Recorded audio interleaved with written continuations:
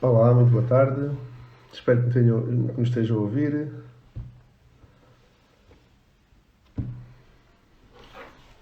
Vamos aguardar um bocadinho. Hoje começámos um live diferente, a uma hora diferente. Geralmente faço os meus lives à quinta-feira e hoje vamos fazer a primeira vez ao sábado, está bem, às 6 da tarde. Já estamos a chegar os primeiros seguidoras. Obrigado por estarem presentes. Hoje vamos falar de preservação da fertilidade e quem vai estar connosco vai ser um colega e amigo que é o Dr. Mário, que trabalha na CUF, é um oncologista e especializou-se em patologia dos tumores pélvicos e que nos vai falar um bocadinho sobre a oncofertilidade. Já chegou o Mário, vou convidar o Mário aqui para estar presente connosco. Vamos então convidar o Mário.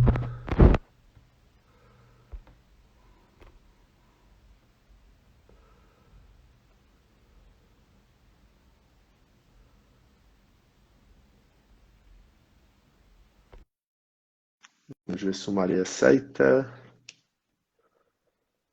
A aguardar. Olá, Mário. Tudo bem? Olá, tudo Olha, bem? antes de mais, muito obrigado por aceitares o convite.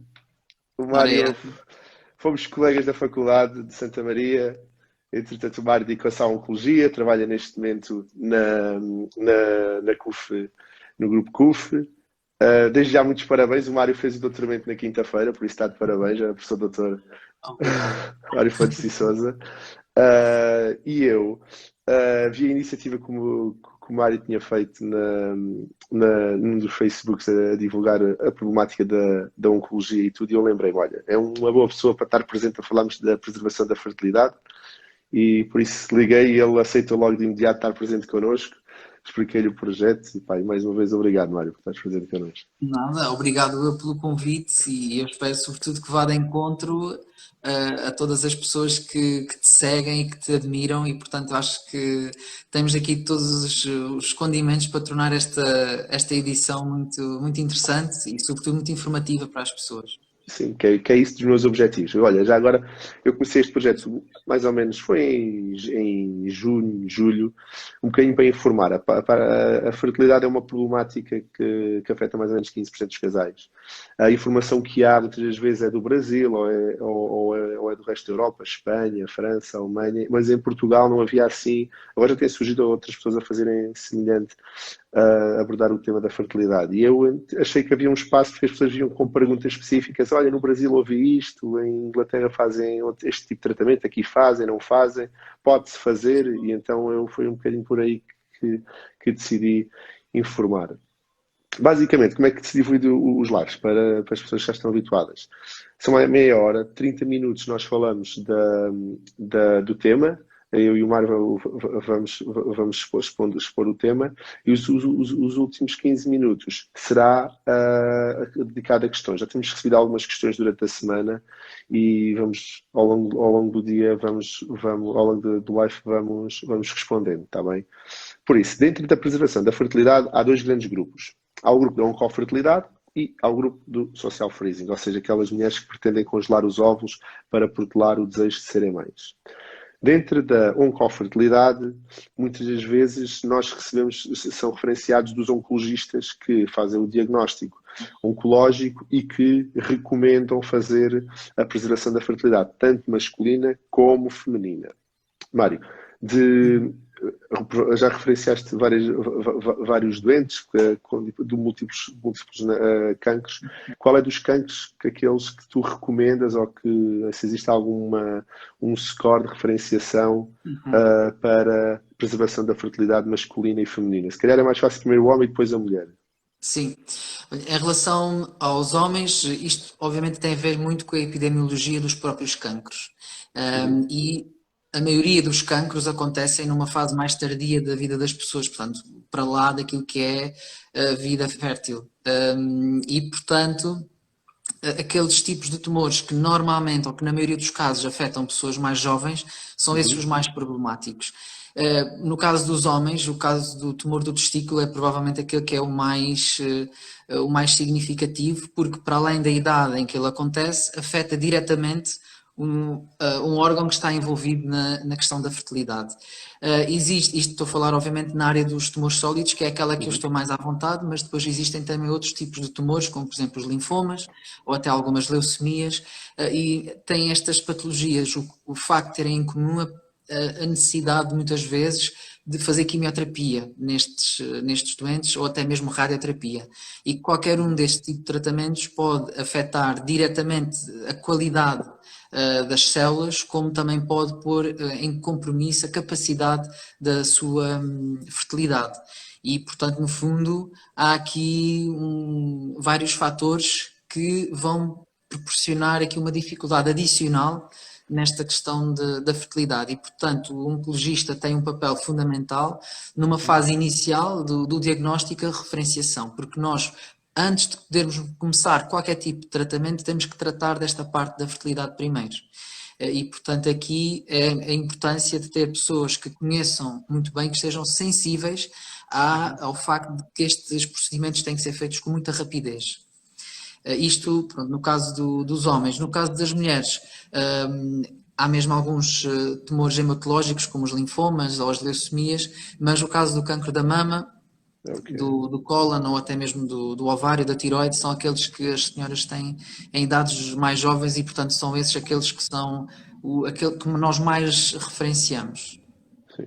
Relativamente ao homem, uma das mais-valias é que a produção espermática são aqueles 3 meses. Por isso temos aquilo que, a partir do diagnóstico, basicamente durante aquele período de tempo, temos um tempo relativamente tranquilo para conseguir entregar várias amostras e congelar o sêmen.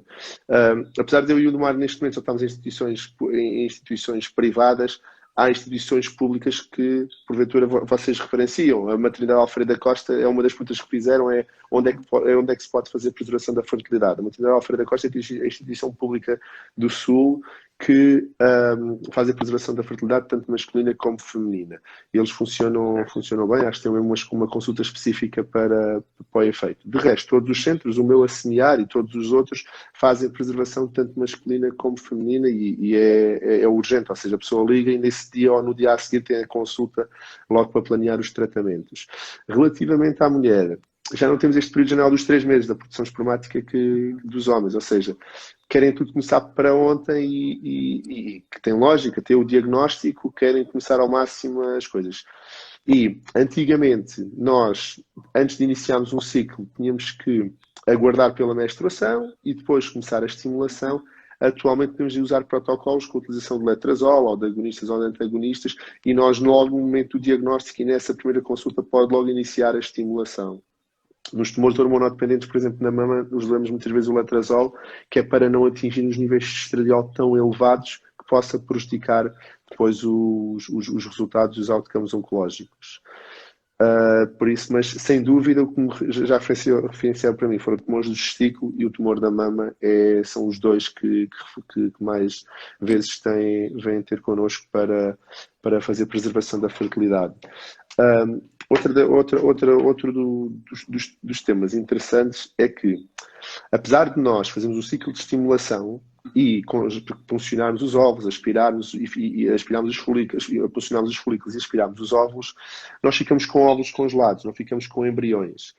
E damos uma segurança à mulher que está com óvulos congelados, mas convém ter a ideia que ter 12 óvulos congelados para garantir mais ou menos o número de um blastocisto, 2 blastocistos, 3 blastocistos. E uma coisa que falaste há pouco tem a ver com a idade. Claro que uma mulher que tem um câncer da mama diagnosticado aos 30 anos, e se nós fizermos um ciclo de preservação da fertilidade, fica com um grau de segurança superior do que, por exemplo, uma mulher que tenha tido um câncer da mama e vai fazer um ciclo de preservação com 42 anos. Sabemos que vai ter poucos óvulos, por isso a idade mantém-se. Ao longo de todos os lives eu falo da idade, principalmente que para a mulher, e efetivamente, mais uma vez, é importante ter isso em atenção. Mesmo para os tratamentos que se fazem e pronto. O que é que acontece? Às vezes precisamos de mais do que uma estimulação para as mulheres mais velhas, para garantir um número de óvulos considerado aceitável para que no futuro se espere que ao descongelarmos os óvulos sejam fecundados e tenhamos os embriões de qualidade. Uhum. Ainda continua a ter às vezes senhoras que fazem quimioterapia, fazem radioterapia e não lhe informaram relativamente à preservação da fertilidade, ou cada vez mais isso é incomum? Geralmente nós temos o cuidado nas nossas reuniões multidisciplinares de ter, digamos, uma checklist em que nós tentamos tratar disso tudo. Muitas vezes a questão é que nós, oncologistas, estamos mais sensibilizados, mas muitas Uhum. vezes somos, digamos, o final da cadeia. Muitas vezes as Pois, colegas estão acompanhadas por outros colegas que fazem a parte do diagnóstico e quando nos chegam já é para iniciar o tratamento e é nessa altura muitas vezes que somos confrontados com essa necessidade. Nós tentamos rentabilizar o tempo nesse período em que as doentes estão a fazer esses procedimentos para fazer alguns testes de diagnóstico, uhum. a colocação de catéteres, ou seja, Pois, vamos tentando aproveitar o tempo da melhor forma para quando nós realmente tivermos todas as condições, avançar com o tratamento. E em geral, da minha experiência, tem corrido sempre tudo bem, ou seja, nunca se teve que atrasar os uhum. tratamentos de É forma isso. muito significativa por causa da preservação da Da fertilidade. Sim, é isso, é essa ideia um bocadinho que as pessoas pensam, às vezes elas próprias têm o diagnóstico de um cancro e ficam, olha, vou-me preocupar agora e depois preocupo com a fertilidade, mas É verdade. conseguimos fazer as coisas em simultâneo. Muitas vezes o que eu faço é, pá, envio um relatório a um oncologista para dizer o que é que recomenda, quando é que é o timing para começar os Uhum. tratamentos normal e nós tentamos ajustar ao máximo e não atrasar os tratamentos. Há outra coisa que se faz, principalmente nos tumores hormonodependentes, que é a preservação do córtex ovárico. Uhum. E eu tive há pouco tempo um paciente que veio ter comigo porque não queria fazer estimulação com gonadotrophinas e pretendia fazer preservação do córtex ovárico. Uhum. Nós, na SEMIAR, em instituições privadas, que eu saiba, não há nenhuma que preserve o córtex ovárico e o centro que se referencia é o centro de Coimbra ao centro público. Por isso eu falei com os colegas de Coimbra, agendaram uma consulta e ela foi a Coimbra a falar e fez a preservação. Mas é diferente ter córtex versus óvulos. O ideal até era ter os dois, e mesmo que não tenhamos óvulos suficientes, temos córtex ovárico, mas há várias alternativas. O processo de estimulação é um bocadinho semelhante como no ciclo FIV-ICSI, em que quando vem à consulta, iniciamos o letrozol ou um agonista ou antagonista e Uhum. depois fazemos a dose de gonadotrophinas ajustada à idade da mulher e à reserva ovárica e depois, quando tivermos o maior número de folículos superior a 17 milímetros e um estradiol de qualidade, funcionamos, aspiramos e congelamos os óvulos. Há uma das perguntas às vezes que me fazem, não sei se já te fizeram, que era congelar óvulos versus embriões. Não sei se já tiveste alguma vez Uhum. tema tipo casais que vêm ter contigo, um casal que pretendia ter filhos daqui a 1, 2 anos e que às vezes até pela consulta de ginecologia, por uma mamografia que foi feita prévia, Uhum. fez o diagnóstico de câncer de mama. Nós preferimos ter embriões congelados do que óvulos, porque um embrião é mais resistente ao descongelamento do que um óvulo, tá bem? Enquanto que o embrião sobrevive a 99% das vezes, um óvulo em 90%, mas quase, às vezes há 1 ou 2 óvulos que se perdem neste processo. Mas quando não temos alternativa, ou não existe um planeamento Uhum. estrutural e um projeto a dois, claro que é congelar os óvulos. Não vamos agora criar embriões só sem termos a certezas que Claro. a mulher pretende ter filhos com o seu homem. Tá? Porque os óvulos são da mulher, os embriões passam a ser dos dois. Por isso é um tema que às vezes me perguntam o que é melhor, principalmente quando Uhum. existe já uma relação estável no momento do diagnóstico. Outra das coisas que, não sei se tens noção, nos tumores dos testículos, eu próprio às vezes vejo que os homens, e fazem muito bem, fazem preservação, tanto em centros públicos como em centros privados. Não sei se tinhas essa noção, ou seja, eles já sabem, basicamente, já foram à MAC e, por segurança, vêm a Uhum. semear, vêm ter connosco para fazer, ou vão a outro centro fazer. Isto tem uma justificação, porque se nós pensarmos no futuro em fazer inseminações, a inseminação gasta-se muito mais volume de espermatozoides do que, por exemplo, numa fertilização in vitro ou Uhum. numa ICSI. Por isso é que É uma os homens forma muitas também das de vezes. garantir, não é? De aumentar. Exatamente. Para garantir isso, então, congelam na maternidade Alfredo da Costa e congelam em outro centro. E já sabem as coisas e às vezes até acho que são vocês mesmo que informam dessas possibilidades que eles têm. E pronto. De Sim, e às resto, vezes também é uma questão de tempo. porque da minha experiência em termos de resposta, às vezes a resposta não é tão rápida quanto isso e às vezes conseguem mais rapidamente avançar, por exemplo, numa clínica privada, fazendo, digamos, uma primeira colheita e depois então são chamados, se até essa altura não começaram os tratamentos, poderem depois ter nos dois sítios também de forma a aumentarem essa probabilidade.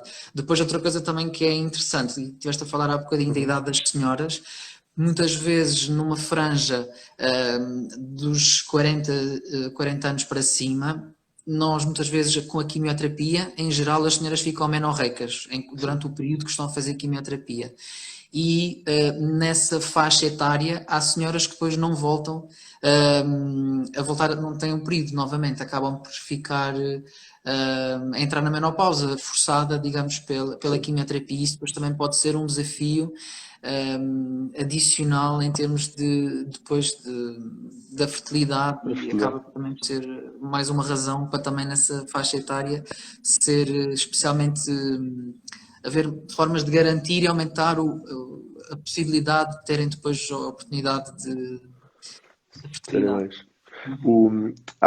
Já me aconteceu esse tema que foi um casal em que fizeram o diagnóstico e focaram-se na doença, não fizeram nenhum ciclo de preservação. E ela, objetivamente, entrou em amenorreia após os tratamentos e a solução que nós temos em casais que não conservaram o tecido ovárico ou óvulos é recorrer à doação de óvulos. Ou seja, há um terceiro elemento, uma dadora que entra, os óvulos são fecundados pelos espermatozoides do marido e depois transferimos para dentro da cavidade uterina com uma estimulação endometrial, ou seja, não vamos dar uns níveis de estradiol para preparar o endométrio como damos numa mulher que não tenha passado por um cancro hormonodependente, mas conseguimos ajudar e conseguimos proporcionar o projeto de serem pais. Mas é daquelas situações que, se antes de fazer o tratamento tivesse feito a preservação, talvez tivéssemos outra estratégia. Mas objetivamente, quando as mulheres têm 40 anos, nós também não vamos ter muitos óvulos, 40 e tal anos, 45, 40, e então já depois estar a fazer preservação, dar uma falsa certeza, se calhar é contraproducente, mas podemos fazer que fica com os óvulos congelados com a noção que há vantagens e aí corre o risco de recorrer à mesma atuação daqui por 2, 3 anos após todo o processo ter terminado. Outro dos temas que às vezes me perguntam e que tem a ver com oncologia, já que hoje estás aqui comigo, tem a ver com a parte genética e os tumores genéticos. Nós, dentro da progressão medicamente assistida, podemos fazer o diagnóstico gestacional pré-implantatório. Existe algum tipo de tumores que tu recomendes geralmente aos casais que sabem que têm um padrão genético e que achas que tragam uma mais-valia trazer diagnóstico gestacional pré-implantatório? Ou não? Porque a maioria das vezes isto são autossómico dominantes, por isso não conseguimos ter muita mais-valia para esse. Sim, é um facto. Eu acho que nesses casos, normalmente, ou já existe uma consulta de genética associada, porque muitas vezes é um diagnóstico que vem dentro de uma família, que é o habitual, e aí ter um input por parte daquilo que é o geneticista, os nossos colegas da genética, darem o seu parecer, porque muitas vezes nós temos alterações genéticas que não são exatamente aquelas de risco que nós identificamos, mas que estão lá, e muitas vezes originam-nos muitas situações duvidosas na nossa prática clínica, e portanto eu acho que aqui faria todo sentido aumentar a equipa para incluir também os colegas da genética para também darem o parecer mais aprofundado em relação àquelas que são as alterações genéticas identificadas. Nós muitas vezes fazemos isso, que vai falar múltiplas vezes de uma equipa multidisciplinar e o geneticista está muitas vezes presentes nisto, ou seja, o casal sabe que existe a história familiar de um cancro, de um tumor, de pai, mãe, tio, não sabe muito bem se existe alguma repercussão, como é que conseguem evitar a repercussão genética e nós aí referenciamos para o geneticista, pedimos parecer ao oncologista de algum dos familiares para nos possa ajudar. E depois, eventualmente, muitas das vezes, nós não conseguimos ajudar trazer a certeza, ou há uma sequenciação de genes e conseguimos fazer o diagnóstico gestacional pré-implantatório, o PGT, é um PG, que seja necessário e selecionar os embriões, mas pelo menos conseguimos ter essa consulta genética e às vezes quem vem ter connosco são de informação do oncologista de um dos próprios progenitores, ou o pai ou a mãe, que nos dá essa informação e que sabem que me perguntam se conseguem contornar e impedir a transmissão da doença genética. Pronto. Mas geralmente é sempre caso a caso, ou seja, consulta genética obrigatória, nós trabalhamos com a Cooper em Londres e há uma consulta Skype com eles e com o casal, e os próprios relatórios de genética são todos enviados e analisados caso a caso, a ver se há vantagens ou não. E pronto. Relativamente à preservação da fertilidade, acho que não com a fertilidade havia assim mais algum tema que querias ver abordado, Marco? Mais que viste alguma coisa? Não, eu se calhar ia só deixar aqui uma nota que, entretanto, a nossa sociedade europeia, que é a ESMO, Sim.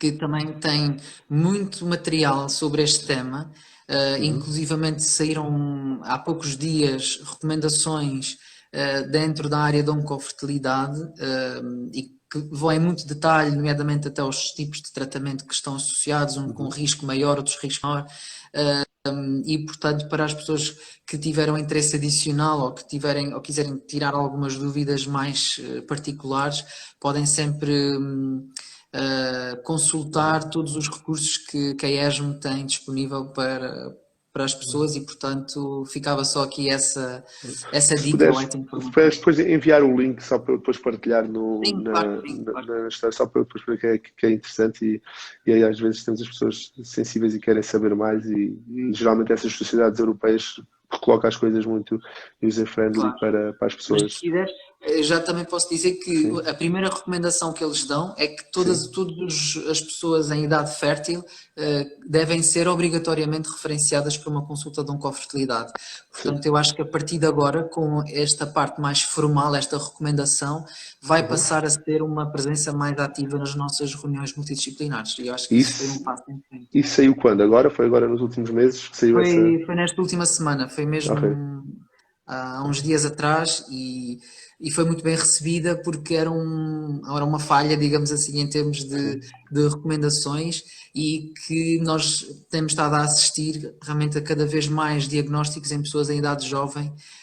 E isso atualmente e não só isso, como depois também os nossos doentes, pelo sucesso dos tratamentos, vivem mais anos e vivem mais tempo e com melhor qualidade de vida, e portanto aqui as questões da fertilidade e da paternidade acabam por ser mais relevantes hoje em dia do que alguma vez foram, e portanto, mas depois eu envio-te o link para... Sim. Ok, olha.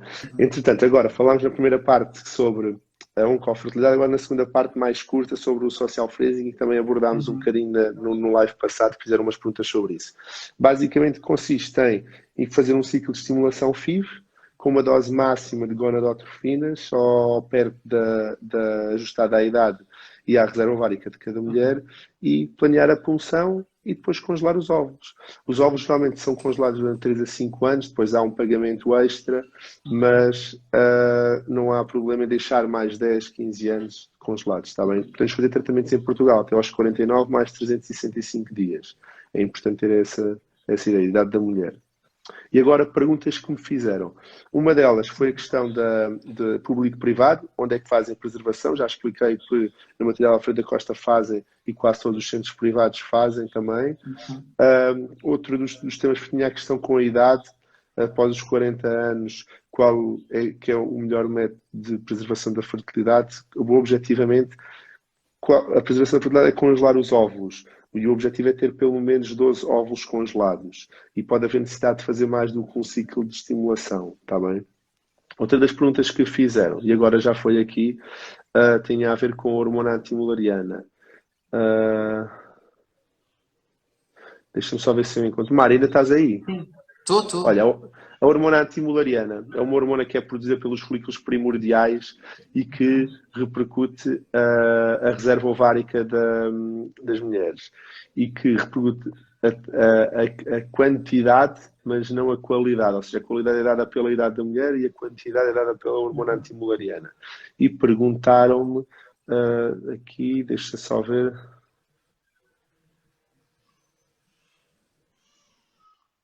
Falaram aqui da doação de óvulos.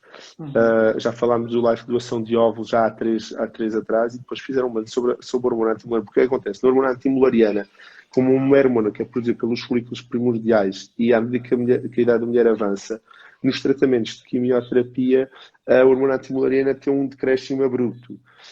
Porque há destruição de tecido folicular, entre os quais os folículos primordiais. E aí a hormona antimulariana dá-nos um bocadinho a informação que houve um desgaste e uma destruição folicular. Nós muitas vezes, atualmente, desculpa Sim, estar a interromper, mas só sim, para sim. acrescentar, nós atualmente também utilizamos, durante o período da quimioterapia, com o intuito de preservar a fertilidade, podemos utilizar as hormonas antigonadotrofinas para os análogos de LHRH com o intuito de preservar a fertilidade, e eu penso que vai muito naquilo que estás a dizer em Vou relação dizer, às sim. células primordiais, que é com esse intuito de fazer com que elas fiquem mais ou menos receptivas, neste caso, à quimioterapia, e, portanto, uma expectativa de as preservar. Sim.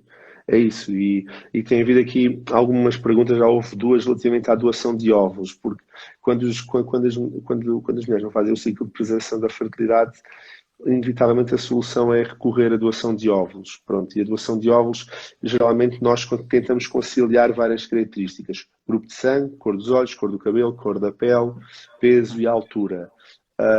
E aí lá não é um anonimato total, ou seja, para o casal receptor e parador há anónimos, mas a criança, fruto daquela procriação medicamente assistida, Certo.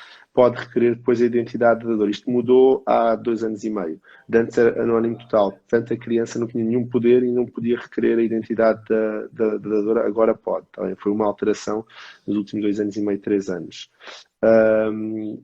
Isto mais uma vez aqui a hormona antimulariana a falar. A hormona antimulariana é um tema que muitas vezes falam sempre em quase todos os lives, Mário, que Vais ter é que as fazer um pessoas live só. só sobre a hormona antimulariana. Eu Só- acho que eu falo muitas vezes da hormona antimulariana, tudo, mas é um dos temas que perguntam, porque é, aquilo é como se fossem uns percentis, ou seja, há pessoas mais baixas, mais altas, mais gordas, mais magras, e as mulheres têm um percentil de hormona antimulariana e por alguns motivos, ou tratamentos de químio, ou outro tipo de iatrogenia, as mulheres que às vezes são com endometriose, que são a quistectomias ou mesmo a anexectomia, e há um decréscimo da reserva ovárica e, consequentemente, da hormona antimulariana. Pronto. E ela é muito falada porque é como se fosse um orientador do que faço ou não faço, mas tem a sua importância, mas não é tudo. E pronto. De resto, falámos aqui a questão da. Agora há aqui outra pergunta que já não é bem direcionada quanto sobre nutricionismos e o síndrome de ovários poliquísticos. Vamos falar no síndrome de ovários poliquísticos para a semana, está bem? E pronto. Mas, olha, Mário, já estamos a chegar ao fim do nosso live. Não sei se tens mais alguma coisa a acrescentar. Eu ia só fazer um resumo, que era Força. a preservação da fertilidade é importante, ou seja, uma pessoa que esteja a passar por uma patologia oncológica, cancro, onde seja, falar com o seu oncologista quais são as repercussões dos tratamentos do ponto de vista de fertilidade, onde é que ela pode fazer a preservação da fertilidade, no Trinidad Alfredo da Costa, instituições públicas ou então instituições privadas, que quase todos os centros fazem, está bem? Terem atenção que nos homens convém fazer uma preservação em vários centros quando não sabem se vão fazer inseminação ao FIV para garantir um volume de sêmen adequado para os tratamentos, e as mulheres, quando fazem a preservação da fertilidade, ter um número aceitável de óvulos. O ideal era terem pelo menos 12 óvulos congelados para os tratamentos. E pronto, basicamente foi o resumo, acho que é o resumo assim mais interessante de preservação da fertilidade e da oncofertilidade. O que achas? Relativamente ao que o Mário disse, há o site da Sociedade Europeia de Oncologia, que vamos partilhar o link e que estão lá mais informações sobre o tema, e alguma dúvida que tenham, estão sempre disponíveis para responder. E Queres acrescentar obrigado mais? pelo convite e obrigado pela iniciativa e desejo muito sucesso para as próximas edições. Tá bem, olha, muito obrigado, Mário. Nada. Obrigado por estares presente. Epá, obrigado agora nesta fase também que vais iniciar agora pós-doutoramento, mais os projetos que deves ter em mãos, de certeza. A seguir ao doutoramento há sempre uns que iniciam e não terminam, mas deves ter imensos para terminar. Epá, e muita sorte e um Obrigado. grande abraço e obrigado por estares presente. Obrigado. Um grande abraço também para ti. Obrigado, Mário. E cumprimentos a todos os que assistiram e vão assistir mais Olha, tarde. obrigado por estarem presentes, espero que tenham gostado e alguma dúvida que tenham, já sabem, basta enviar mensagem e eu respondo com a maior brevidade possível. Olha, bom sábado, bom fim de tarde e vivam a vida com fertilidade. Um grande abraço, Mário. Um abraço a todos. Obrigado. Um Obrigado. abraço.